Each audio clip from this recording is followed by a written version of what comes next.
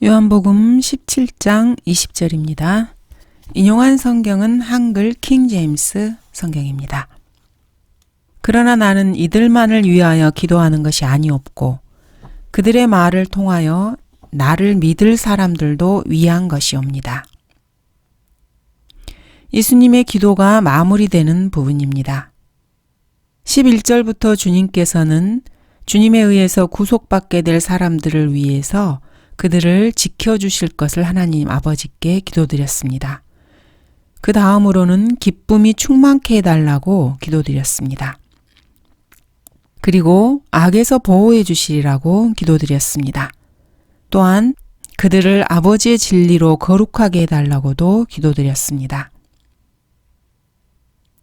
주님의 기도는 계속해서 이어집니다. 그리고 21절에서는 우리 안에서 하나가 되게 하여서 세상으로 하여금 아버지께서 나를 보내신 것을 믿게 해달라고 기도하십니다. 24절에서는 그들도 내가 있는 곳에 나와 함께 있게 해주시고 아버지께서 내게 주신 나의 영광을 보게 해주시라고 기도드립니다. 이 기도는 사실 아버지의 사랑을 강구하는 것으로 초점이 모아집니다. 그들이 아버지의 사람들이기 때문입니다. 나의 모든 것은 아버지의 것이기 때문에 내가 그들 안에서 영화롭게 되었기 때문이라고 말씀하십니다. 주님께서 이루어 주신 그 구속으로 인해서 아버지의 사람들이 된 그들 안에서 주님께서도 영화롭게 되셨고 이제 주님께서 그들을 떠나실 때가 되었기 때문에 하나님께서 그들에게 사랑을 베풀어 달라고 기도를 드리는 것입니다. 주님의 이 기도 속에는 하나님의 가족이 된 사람들이 세상에 대해서 어떤 사람인가가 잘 담겨져 있습니다.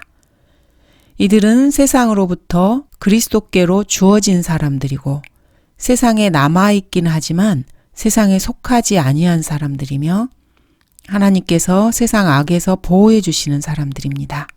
세상에 보내진 사람들이고 그리스도께서 하나님께로부터 오신 분임을 세상으로 알게 하는 사람들입니다.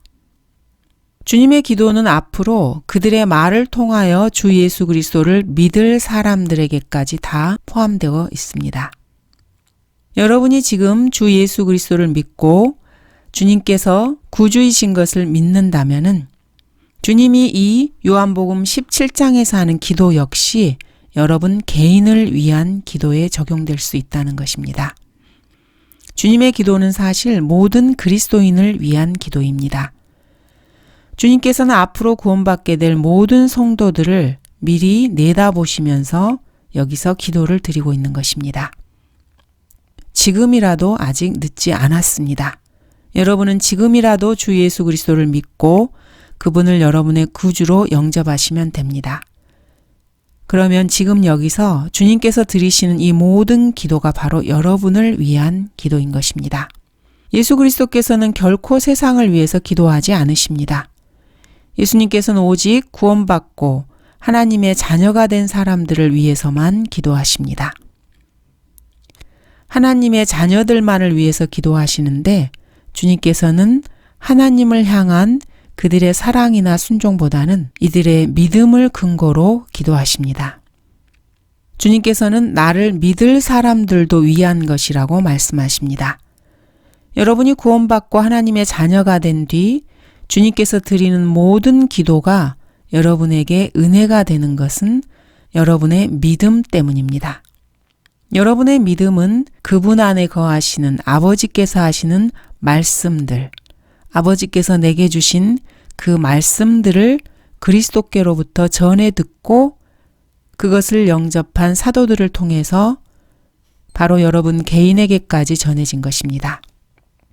21절 이는 그들 모두가 하나 되게 함이오니 아버지시여 아버지께서 내 안에 계시고 내가 아버지 안에 있는 것 같이 그들도 우리 안에서 하나가 되게 하여서 세상으로 하여금 아버지께서 나를 보내신 것을 믿게 하여 주옵소서. 누군가 구원을 받고 그리스도인이 되면은 그 사람은 다른 그리스도인들과 하나가 됩니다. 또한 우리 안에서, 즉 삼위일체 하나님 안에서 영적으로 하나가 됩니다. 이는 아버지께서 영적으로 예수 그리스도 안에 계시고 또 그리스도께서 영적으로 아버지 안에 있는 것 같이 되는 것입니다. 이것은 세상에서 현재 벌어지고 있는 에큐메니칼 운동을 통해서 각 기독교 종파들이 하나가 되는 것과는 전혀 상관이 없습니다. 주님께서는 지금 로마 카톨릭, 은사주의 교회들, 침례교, 감리교, 성공회 교회, 칼빈주의 교회가 하나 되게 해달라고 기도드리는 것이 아닙니다. 주님께서는 11절에서 사도들이 우리처럼 하나가 되게 해달라고 기도하셨습니다. 그리고 21절에서는 앞으로 사도들의 말을 통해서 예수님을 믿는 사람들도 모두가 하나 되게 해주시라고 기도하십니다. 주 예수 그리스도를 믿고 그분을 구주로 영접한 모든 그리스도인들은 주 예수 그리스도 안에서 하나가 되어서 그리스도의 유기체적인 몸을 이루게 됩니다. 여기서 예수 그리스도께서는 아버지 하나님 안에 계시고 하나님 아버지께서 또한 예수 그리스도 안에 계십니다. 그렇게 해서 그리스도 안에 있는 그리스도인들은 자동적으로 아버지 하나님 안에 있게 되고 하나님 아버지께서 또한 자동적으로 이들 안에 있게 되십니다. 이런 관계는 하나님이 아니시면 그 누구도 이룰 수 없는 하나의 신비입니다. 구원받은 모든 사람들이 그리스도 안에서 한 몸을 이룬다는 사실은 신비일 수밖에 없습니다. 바울도 그리스도 안에서 한 몸이 되는 것을 두고 신비라고 말합니다. 이것은 그분이 계시로 내게 신비를 알게 하신 것이며 내가 전에 간략하게 쓴 것과 같으니 너희가 읽을 때 거기서 그리스도의 신비 안에 있는 나의 지식을 이해하게 되리라. 그것이 성령으로 그의 거룩한 사도들과 선지자들에게 지금 계시된 것처럼 다른 시대들에서는 사람들의 아들들에게 알려지지 아니하였으니 이는 이방인들이 복음을 통하여 그리스도 안에서 공동 상속자가 되고 한 몸이 되며 그의 약속에 동참자가 된다는 것이니라고 에베소서 3장은 기록하고 있습니다. 아버지께서 내 안에 계시고 내가 아버지 안에 있는 것 같이 그들도 우리 안에서 하나가 되게 하여서 주님께서는 이렇게 하나가 되게 해달라고 기도하고 계십니다. 주 예수 그리스도께서 십자가에서 처형되신 이후에 이 기도는 응답됩니다. 세상으로 하여금 아버지께서 나를 보내신 것을 믿게 하여 주옵소서. 주님께서는 여기에서 세상이 나를 믿게 해달라고 기도하시는 것이 아닙니다. 예수님께서는 아버지께서는 나를 보내신 것을 믿게 해달라고 기도하고 계십니다. 세상은 구원받지 못한 사람들을 말합니다. 세상이 주 예수 그리스도를 믿는 것은 아버지께서 내 안에 계시고 내가 아버지 안에 있는 것 같이 그들도 우리 안에서 하나가 되는 것과 같은 이런 신비의 현상을 보고 믿는 것이 결코 아닙니다. 이를 보고 세상은 그리스도께서 하나님께로부터 오신 분이라는 사실을 알 수는 있습니다. 그렇다고 해서 세상이 예수님을 구주로 영접하는 것은 아닙니다. 예수 그리스도를 믿는 믿음은 하나님의 말씀을 듣는 데서 나옵니다. 그러므로 믿음은 들음에서 나오며 들음은 하나님의 말씀에 의해서니라. 22절 또 아버지께서 내게 주신 그 영광을 내가 그들에게 주었사옵니다. 그리하여 우리가 하나인 것 같이 그들도 하나가 되게 하려는 것이옵니다.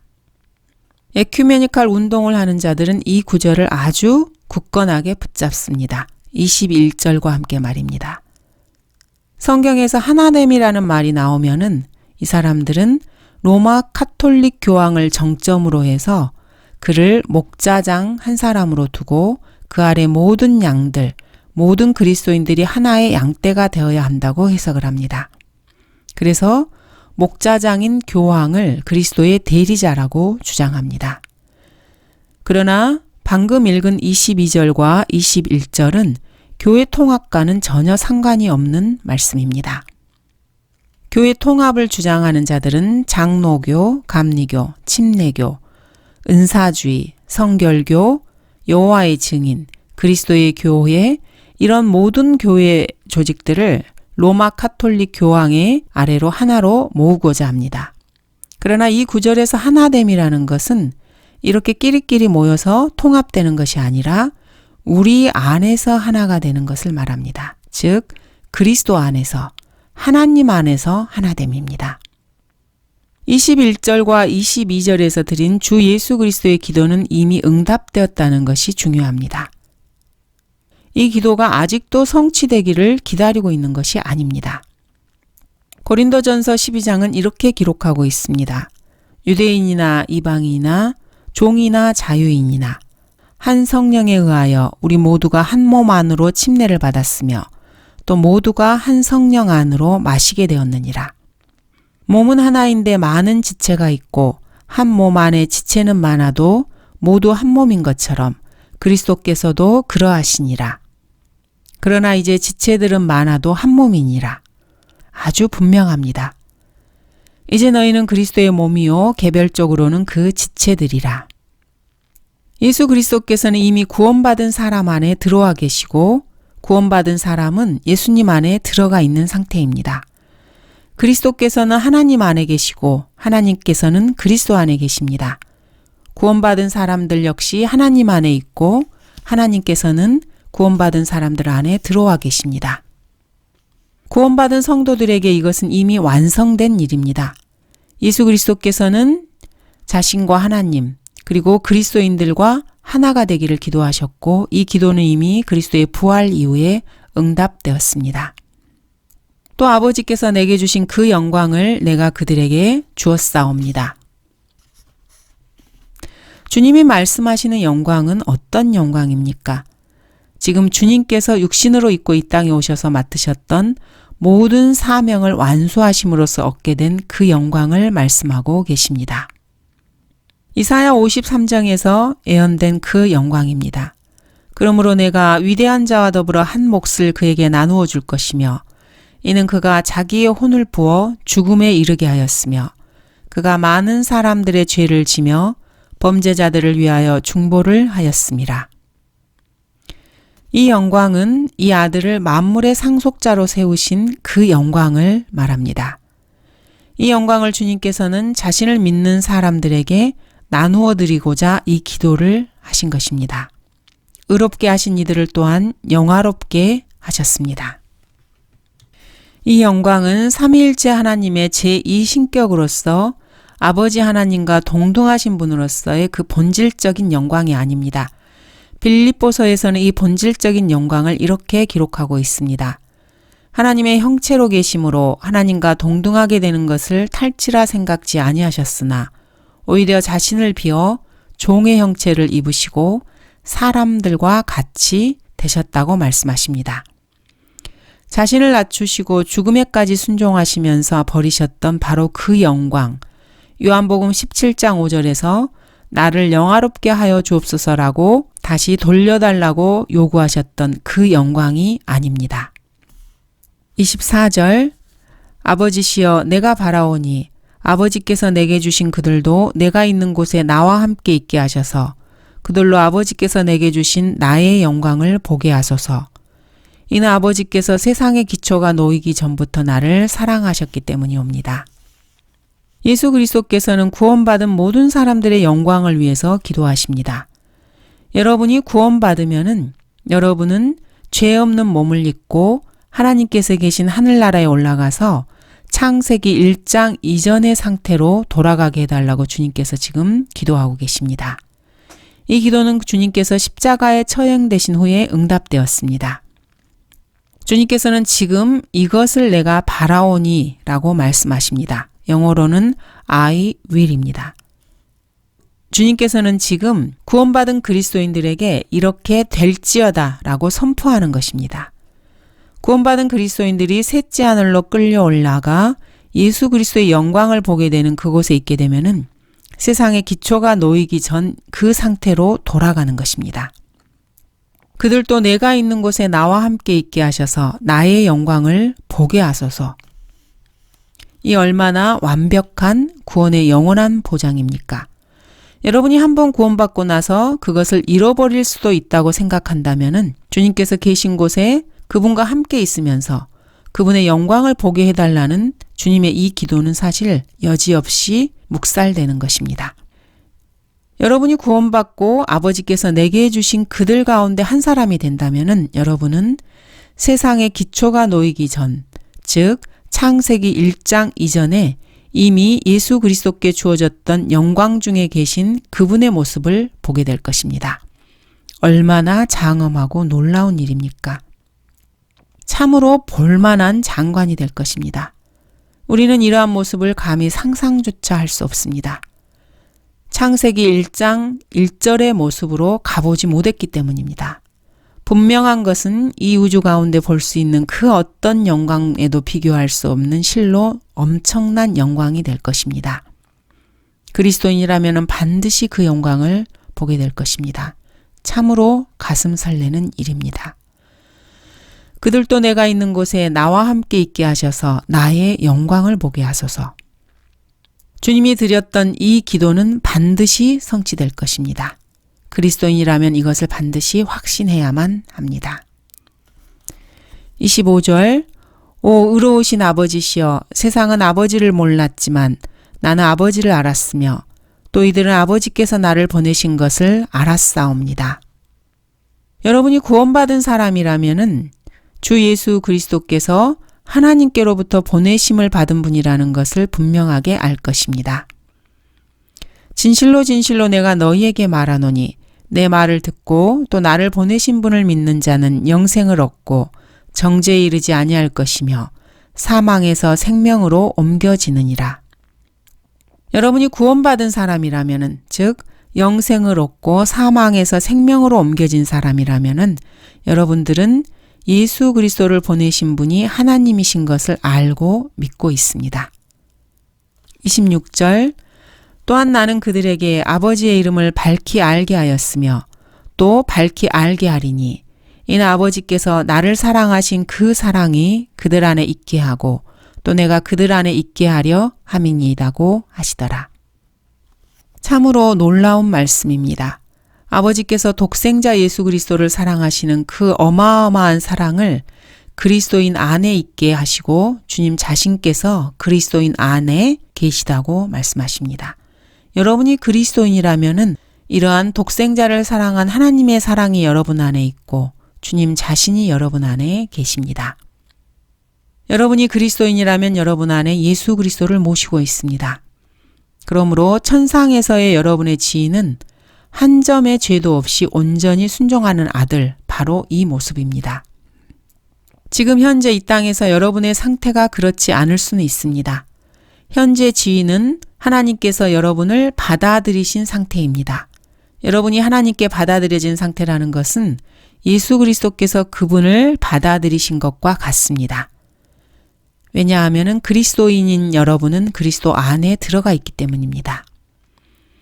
이는 하나님께서 그 사랑하시는 이 안에서 우리를 받아들이시어 그 은혜의 영광을 찬양케 하려 하심이니라.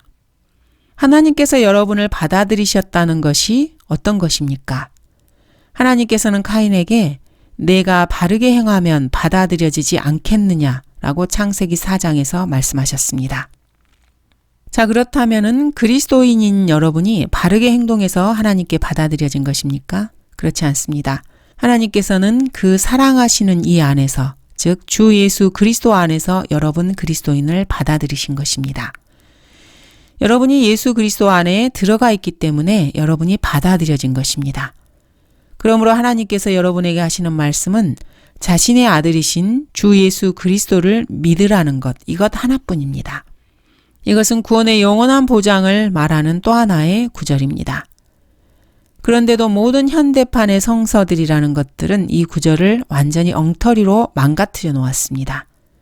이는 그의 사랑하시는 자 안에서 우리에게 거저 주시는 바, 그의 은혜의 영광을 찬미케 하려는 것이라고 개역성경은 변개시켰습니다. 그렇지만 하나님께서 이 구절에서 말씀하시고 있는 바는 여러분에게 무언가를 관대하게 주셨다는 것이 아닙니다. 그리스도 안에서 그리스도인인 여러분을 받아들이셨다는 것입니다. 그리스도께서 친히 우리 그리스도인들 안에 들어와 계십니다. 그러므로 여러분이 정말 그리스도인이라면은 하나님께서 주 예수 그리스도 안에서 여러분을 받아들이셨다는 것을 기억해야 합니다. 여러분이 그리스도인인데도 뭔가 자꾸 두렵고 그렇다면은 성경은 여러분에게 이렇게 격려해 주십니다. 이는 만일 우리 마음이 우리를 정죄한다면 하나님은 우리 마음보다 더 크시고 모든 것을 아시기 때문이라. 사랑하는 자들아, 만일 우리 마음이 우리를 정죄하지 아니하면 우리가 하나님 앞에 담대함을 얻고. 요한일서 3장 20절 21절 말씀입니다. 하나님께서는 이렇게 성경에 그리스도인들의 지위에 대해서 명확하게 기록해 놓고 계십니다. 하나님께서 섭리로 보존하신 한글 킹제임스 성경을 정확하게 아는 그리스도인이라면은 자신이 구원받은 것을 의심할 필요가 전혀 없습니다. 이 구원의 영원한 보장은 바로 그리스도 안에 있는 창세 이전에 그 하나님과 그리스도께서 누리셨던 그 영광을 우리도 함께 본다는 말씀으로 완전히 확인될 수 있습니다. 삼위일체 안에 그 놀라운 영광을 그리스도인들이 함께 누리게 될 것입니다. 감사합니다.